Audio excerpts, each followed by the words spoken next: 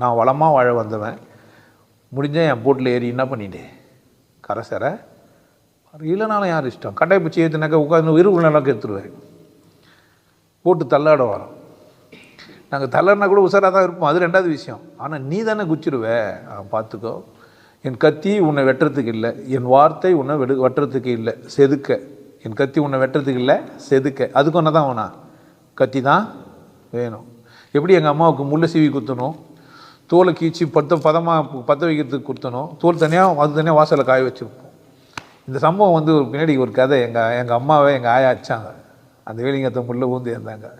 நான் அந்த சின்ன பிஞ்சு உள்ளன்னா நம்ம நினச்சிதே, முள்ளு குத்தில் எங்கள் அம்மாவுக்கு நினச்சிது. அடித்தாங்களேன்னெலாம் நினைக்கல. நான் அதில் எங்கள் அம்மா அவ்வளோ நேசித்தவன் நான். நீ கூட என்ன பண்ணேன், உனக்கு அம்மனா அப்பாவா நான் இருக்க முடியும். உங்கள் அம்மா விட விசேஷமானவன் நான், உங்கள் அப்பா விட விசேஷமானவன் நான். புரியுதா? தாய் சிறந்த கோயில்லாம் சொல்லின்னு இருப்பாங்க, மாதா பிதா அதுக்கு தின்னா தான் சொல்லி வச்சுக்கிறாங்க. மூணாவது ஏன் குரு போட்டுக்கிறாங்கன்னு நினைக்கிறீங்க?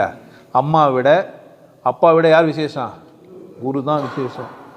இவங்க 3 பேரும் தான் தெய்வம் பண்ணிக்கிறாங்க. புரியுதா? அந்த 2 தெய்வம் உன்னை ஏமாத்தாதே எனக்கு தெரியாது.